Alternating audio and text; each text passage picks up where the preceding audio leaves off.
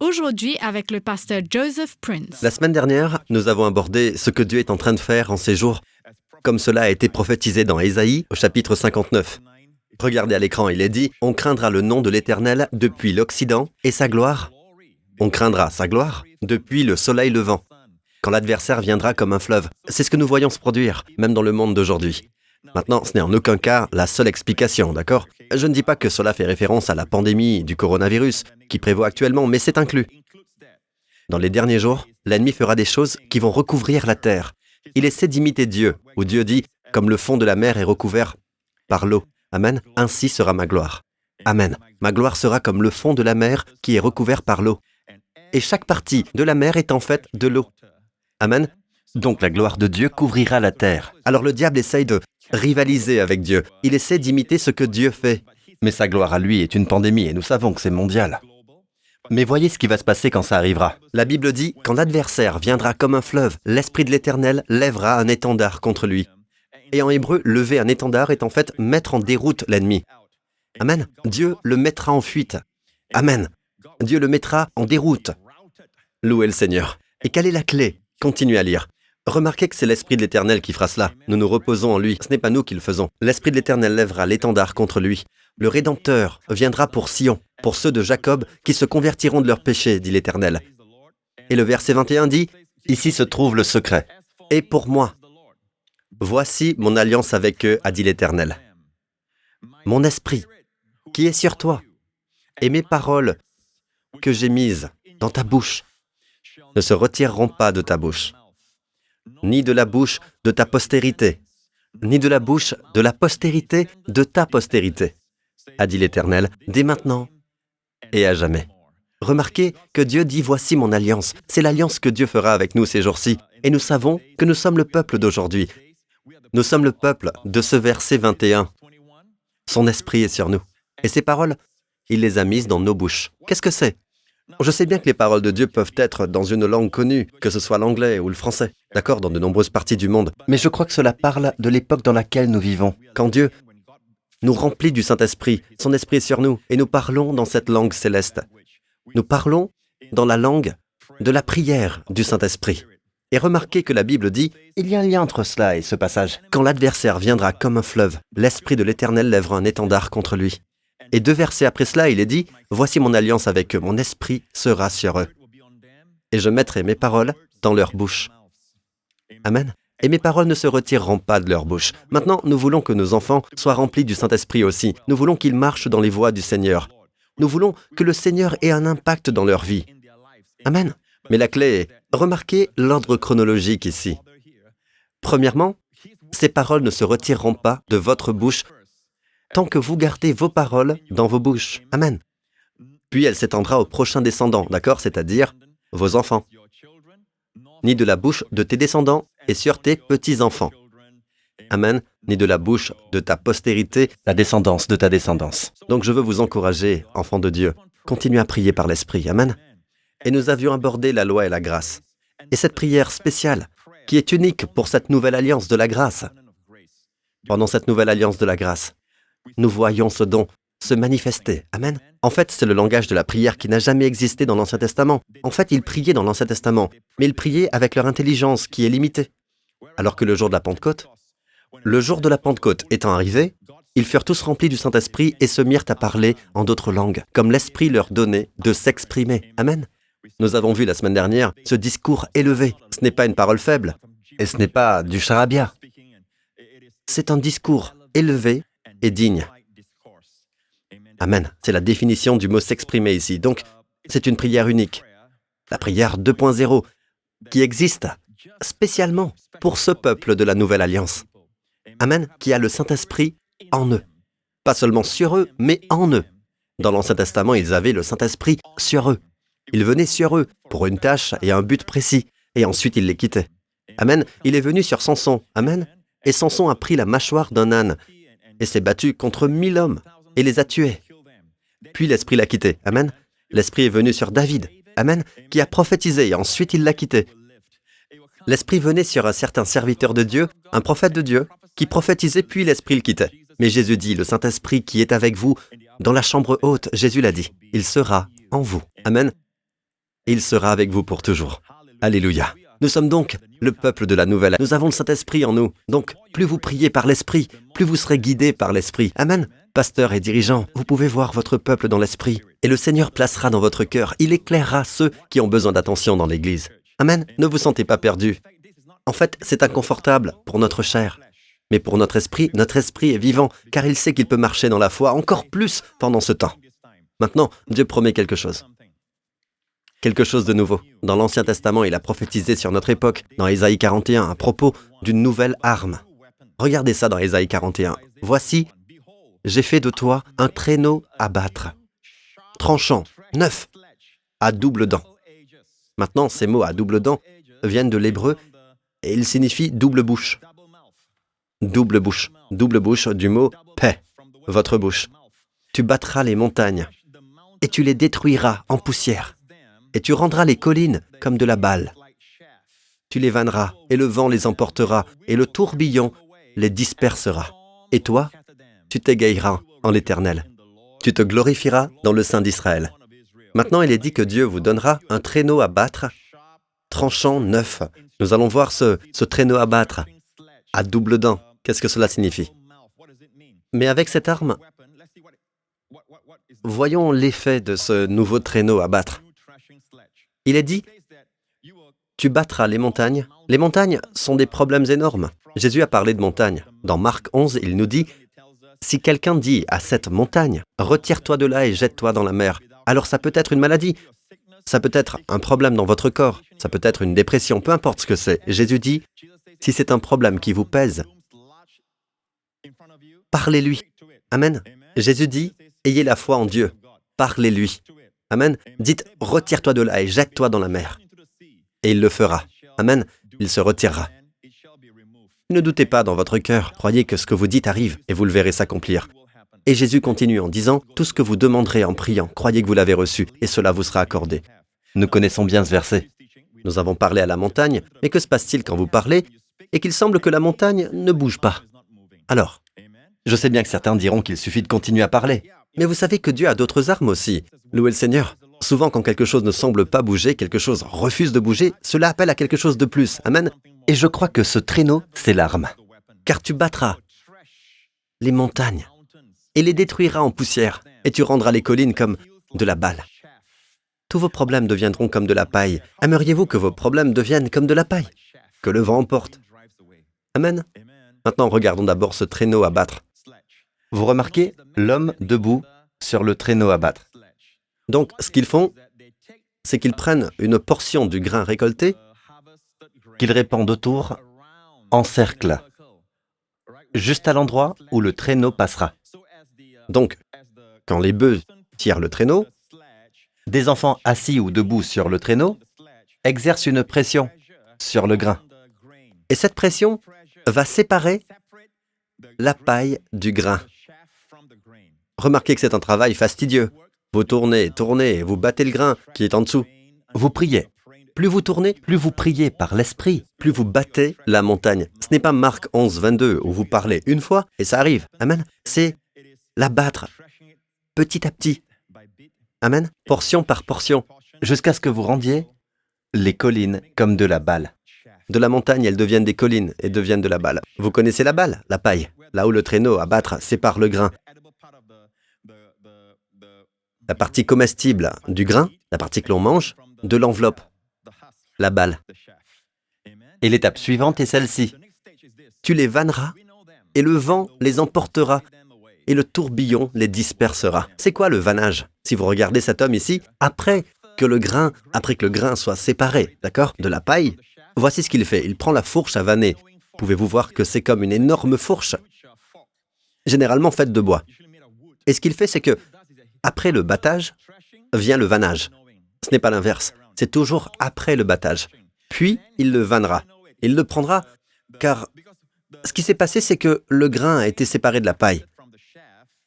Mais ils sont toujours ensemble sur le sol. Donc, ce qu'il fait, généralement, l'aire de battage a lieu sur une haute montagne, sur une haute colline, où le vent, d'accord, peut être ressenti dans sa puissance. Louez le Seigneur. Donc, généralement, dans un endroit élevé, tout comme l'aire d'Ornan, où David a vu l'ange. Vous vous en souvenez? C'était sur le mont Moria. À l'origine, là où se trouvait le temple de Salomon, était l'aire de battage d'Ornan, le Jébusien.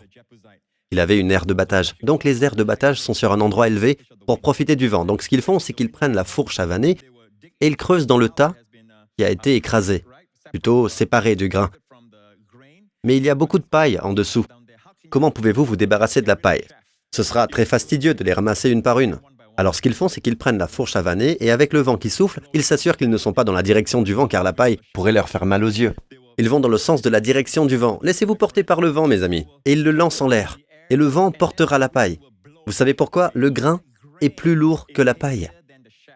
La Bible dit dans le psaume 1, « Les méchants au contraire », verset 3, « Il ressemble à un arbre planté près d'un cours d'eau, tout ce qu'il fait lui réussit. » La dernière ligne, regardez le verset suivant. « Les méchants au contraire ressemblent à la paille que le vent disperse. » Vous pouvez le faire toute la journée en travaillant, où que vous alliez, même quand vous faites vos courses. Amen. Même quand vous cuisinez, priez par l'esprit, c'est comme si que vous faisiez un circuit. Vous priez, et en priant, vous séparez la paille du grain. Et puis, continuez à prier, et le vent de l'esprit chassera la paille. Amen. Louez le nom de Jésus. Alléluia. Oh, je suis si heureux. Mes amis, vous dites, Pasteur Prince, qu'est-ce qui vous fait dire que ce nouveau traîneau à battre, c'est prier par l'esprit? Eh bien, retournons à Ésaïe 41. Il est dit à double dent, n'est-ce pas? À double dent. Et si vous regardez le psaume 149, il vous le dit très clairement, que les louanges de Dieu soient dans leur bouche et l'épée à deux tranchants dans leurs mains. C'est une partie d'une arme. L'expression pour épée à deux tranchants est exactement la même que celle pour à double dent, qui se trouve dans Ésaïe 41, du traîneau à battre tout neuf. Le même mot hébreu, à double dent. J'ai demandé au Seigneur, « Seigneur, parle-moi et donne-moi la confirmation. » Sans l'ombre d'un doute, je connais ce traîneau à battre. C'est prier par l'esprit. Mais je veux une confirmation. Et le mot à double dent. Le Seigneur, vous savez comment le Seigneur me l'a montré? Voici ce que le Seigneur m'a dit.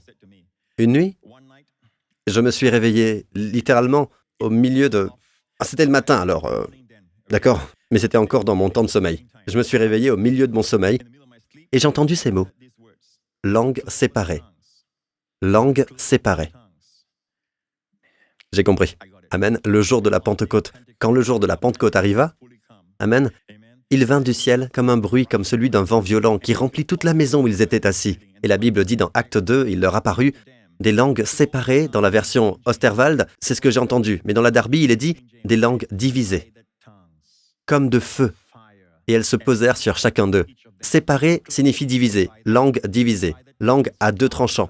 Et ils furent tous remplis de l'Esprit Saint et commencèrent à parler d'autres langues, selon que l'Esprit leur donnait de s'énoncer. Oh, alléluia! Quand j'ai entendu ça, j'ai eu une confirmation. J'avais demandé au Seigneur et il m'a donné la réponse.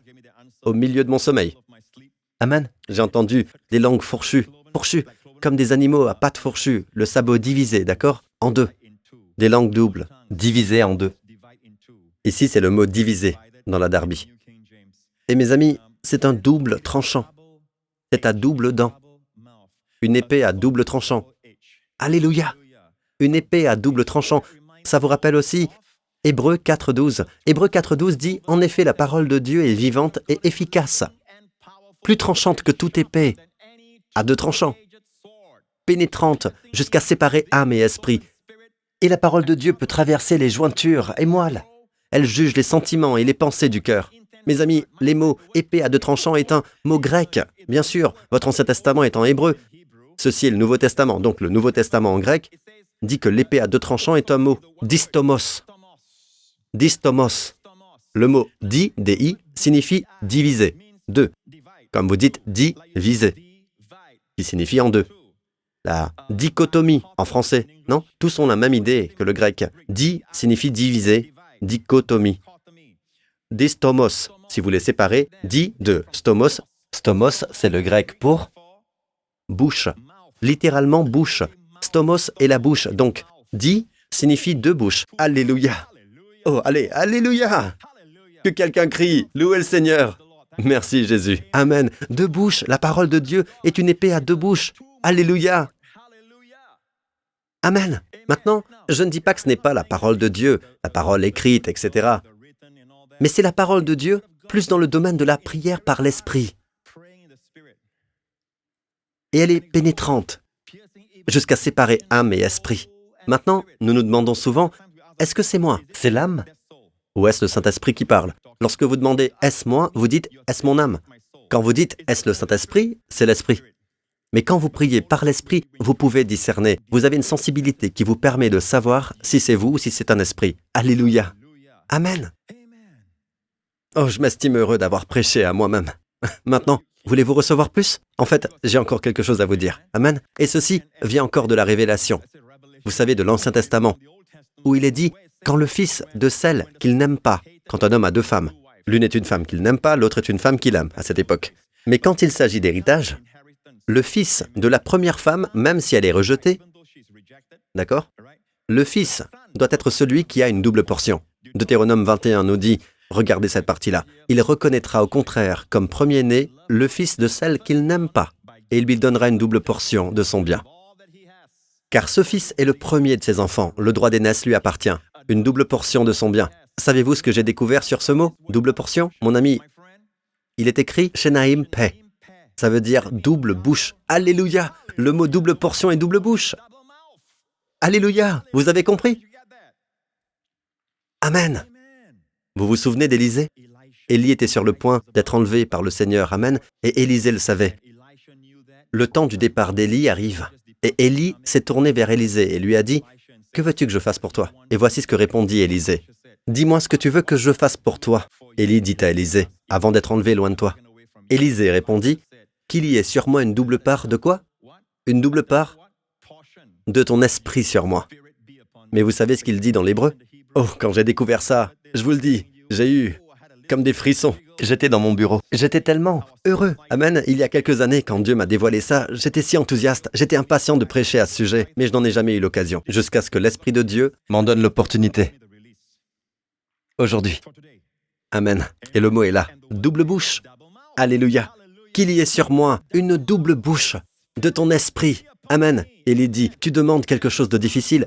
Toutefois, si tu peux me voir pendant que je serai enlevé loin de toi, cela t'arrivera. Sinon, cela n'arrivera pas. Écoutez, mes amis, c'est une image des langues qui doivent être libérées à notre époque. Ce n'est pas qu'Élisée ait reçu la prière en langue, mais l'idée d'une double portion que Dieu y a cachée. Une chose que nous devons voir, la double portion. Comme le premier-né qui recevra une double portion. Le mot double portion est double bouche. Pourquoi Dieu dit-il cela? Alors que pour nous, Dieu porte en haute estime ce don aujourd'hui. Même parmi les croyants, nous en nourrissons une moindre estime. Nous reconnaissons que c'est le don, soit nous disons que c'est passé, ou nous pensons que oui, effectivement, c'est pour aujourd'hui. Vous pouvez prier en langue si vous voulez, mais nous ne le considérons pas comme Dieu le considère. Dieu l'estime comme une double portion, comme l'héritage du premier-né. Profitez-vous de votre héritage de premier-né. C'est un héritage à double bouche. Donc, Élie dit, tu demandes quelque chose de difficile. Toutefois, si tu peux me voir pendant que je serai enlevé loin de toi, cela t'arrivera. Sinon, cela n'arrivera pas. Alors qu'il continuait à marcher tout en parlant, un char et des chevaux de feu les séparèrent l'un de l'autre, et Élie monta au ciel dans un tourbillon. Élisée regardait tout en criant, mon père, tu valais tous les chars et tous les cavaliers d'Israël. » Puis, il ne le vit plus. Il prit alors ses habits et les déchira en deux. Il ramassa aussi le manteau d'Élie. Écoutez bien, c'est une image du jour de la Pentecôte. Amen. Quand vous voyez Jésus s'élever, amen. Si vous voyez Jésus s'élever, si vous voyez le Seigneur s'élever, que se passe-t-il? Le Saint-Esprit vient sur vous. La seule raison pour laquelle le Saint-Esprit vient, rappelez-vous, Jean 7, il est dit que l'Esprit Saint n'avait pas encore été donné à cette époque parce que Jésus n'avait pas encore été élevé dans sa gloire. Et dans le livre des Actes des Apôtres, il est dit que parce que le Père a glorifié Jésus, il a déversé le Saint-Esprit. Donc la raison pour laquelle nous recevons le Saint-Esprit est que Jésus a été glorifié. Amen. C'est ce qu'Élie a dit à Élisée. Si tu me vois quand je serai enlevé, et si ton regard n'est pas sur moi, quand je serai enlevé, tu ne pourras pas recevoir. Tu as demandé une chose difficile. Alors que nous est-il arrivé? Nous voyons Jésus glorifié. Et que s'est-il passé? Nous parlons tous en langue. Nous disons tous « Mon Père, mon Père ». Exactement les mots qu'Élisée a crié « Mon Père, mon Père ». Élie, Élie, c'est ce que Jésus a crié sur la croix. Élie signifie mon Dieu, pour que vous et moi puissions dire « Avis, avis, mon Père, mon Père ». Et la Bible dit que vous pouvez seulement crier « Mon Père » parce que l'Esprit de son Fils est en vous. C'est pourquoi nous crions « Abba, Père ». Pourquoi? À cause de l'Esprit. Vous avez reçu un esprit d'adoption par lequel nous crions « Abba, Père ». Abba, Avi signifie « mon Père ». Alléluia. Alléluia. Mes amis, c'est votre double portion de l'héritage du premier-né. Ne le négligez pas. C'est un don de la grâce. Je dirais que c'est un don qui éclaire tous les autres dons, comme la menorah. Vous savez, les 9, la menorah de Hanouka. C'est un candélabre à 9 branches. Vous savez ce qu'ils font? Ils prennent la bougie centrale, amen, et ensuite ils allument le reste. Ils utilisent la bougie centrale. La Bible dit que les dons de l'Esprit se manifestent comme l'Esprit le veut. Mais vous savez quoi? Il n'y a qu'un seul don que vous pouvez utiliser comme vous le voulez. Vous pouvez prier en langue n'importe quand. Donc c'est comme si vous prenez la bougie du milieu, qui est la prière par l'Esprit, et vous allumez la parole de la sagesse, vous allumez la parole de la connaissance, vous allumez tous les 9 dons de l'Esprit. Alléluia. Louez le nom de Jésus. Mes amis, croyez au Seigneur Jésus-Christ. Et par cela, je veux dire, croyez que sur cette croix, Christ est mort pour vos péchés. Croyez que le 3e jour, Dieu l'a ressuscité des morts, car tout ce qu'il a fait à la croix a été efficace. Amen. Dieu a honoré ce qu'il a fait. Et Dieu qui est saint, qui est 3 fois saint, qui ne peut excuser le péché, mais ce qu'il ne peut excuser, il peut le pardonner. Et c'est ce qu'il a fait à travers la croix de Jésus-Christ. Et parce que Dieu a pardonné, Dieu ne se souviendra pas de nos péchés. Dieu ne vous traite pas selon vos péchés. Amen. Donc vous devez seulement croire maintenant en ce que Jésus a fait. Je vais vous aider dans cette prière. Veuillez prier avec moi maintenant. Dites, Père Céleste, je te remercie pour le don de ton Fils, mon Seigneur Jésus-Christ. Je te remercie que Christ est mort sur cette croix pour tous mes péchés. Ainsi, tous mes péchés ont été effacés. Amen.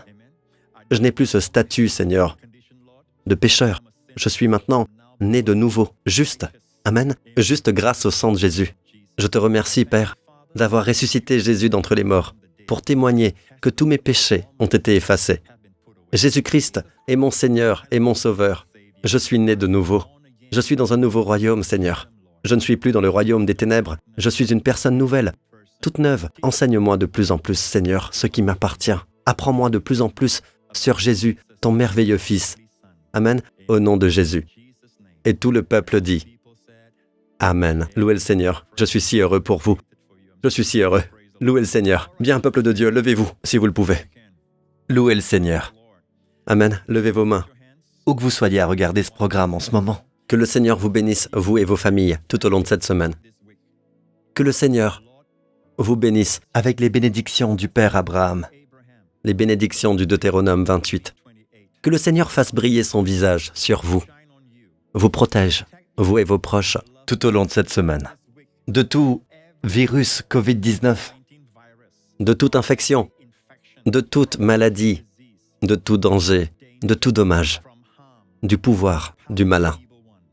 Que le Seigneur vous garde, que le Seigneur préserve vos arrivées et vos départs. Le Seigneur vous préserve de tout mal, vous et vos proches. Que le Seigneur fasse briller son visage sur vous et vous accorde une abondance de faveur tout au long de cette semaine. La faveur de Dieu ouvrira des portes pour vous, fermera des portes qui ne sont pas bonnes pour vous. La faveur de Dieu est sur vous. Où que vous alliez, la faveur de Dieu travaille pour vous. Merci Seigneur. Et Seigneur, je te remercie que pour ton peuple qui regarde ce programme en ce moment, leur santé s'améliore rapidement, car tu leur accordes la guérison en ce moment même. Recevez-la. Que le Seigneur vous bénisse avec le shalom, la plénitude, le bien-être et la paix. Au nom du Seigneur Jésus-Christ. Et tout le peuple dit Amen. Vous aurez une excellente semaine.